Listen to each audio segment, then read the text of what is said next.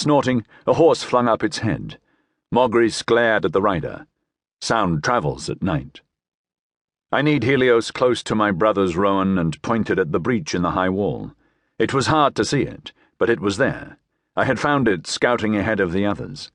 The earth ramparts of the fort were not well maintained. Perhaps that spoke of few men and fewer supplies, or poor leaders. Perhaps it spoke of arrogance. This place lay far inside Scottish lands, and if the brigands there thought themselves safe, that only friends would approach these walls, they were wrong. Mogris nodded. Helios had the strength to charge the slope and jump the gap in the wall. The others? We would find out. But we had cut our way into such places before and would not linger. The reavers of the Scots' borders used this fort as a base for raids into our English lands. We would destroy it and them, and run. I beckoned Ralph, a veteran of the wars of the East March, and the man nudged his horse forward. I made the sign of a bow being drawn and held up 2 fingers. He nodded and scanned the men. Thomas and John, one young, one old, both steady, had bows slung across their chests. Ralph waved them close. 2 to ride, 2 to cover.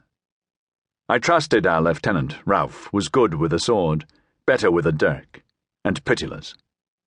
Mogris offered his sword to me, and I touched it with my own, blade to blade. Dame Fortune be our friend. All soldiers are superstitious. We were no different. Do not think. I pulled the reins short, spurred Helios, and set him running at the breach. I heard Ralph behind, only a pace away, and I could not falter or his horse would run us down. It was the day of the solstice, and yet the air was bitter. It numbed my face as the stallion sprang the gap.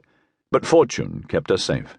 Mist had settled inside the walls, a covering as we ran for the gate. At full gallop, a heavy horse will shake the earth. Perhaps this woke the sentry to his death. The man startled awake as Ralph's knife slashed a mouth in his throat. He made no sound as he dropped. I flung from the stallion's back, and we heaved aside the bar that held the gate. And so it began. Arrows skinned the air, and Mogris, howling, our men behind him, charged the shelters of heather and stone that hid the raiders. Half naked, half armed, they boiled from the doorways, still warm from their last mortal sleep. Faces, open mouths, and women in the shadows, screaming as blood flew from the swords that bit and sliced. We had the force of surprise and would soon be gone.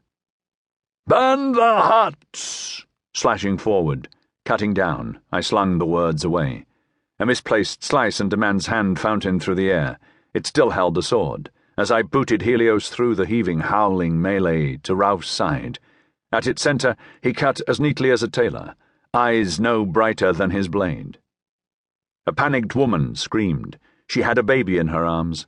I saw a man run to the girl. He stood above her, and his blade dealt death in a red and silver wheel. He fought well for her life, for the child. Some men's faces in battle are not easily forgotten. "None to live!" My brother had a voice that was always heard. He scythed men like barley as flame bloomed and jumped from thatch to thatch, and light flared across bodies, piled in heaps. Flank beside flank, Ralph and I slashed on, pushing the few defenders away from the open gate, away from freedom.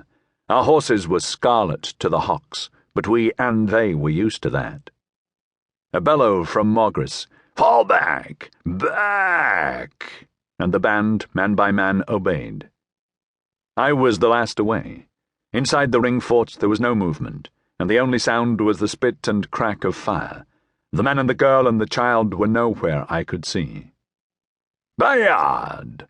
Ralph lingered by the gate to see I was safe away. And then we fled to the east, toward the rising light.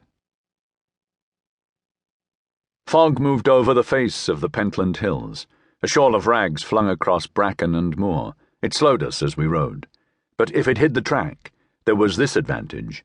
Sound is trapped by mist and snow, though that was yet to come.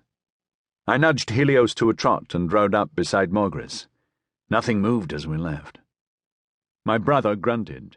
It was my role to search for survivors and dispatch them. This raid had always been a gamble.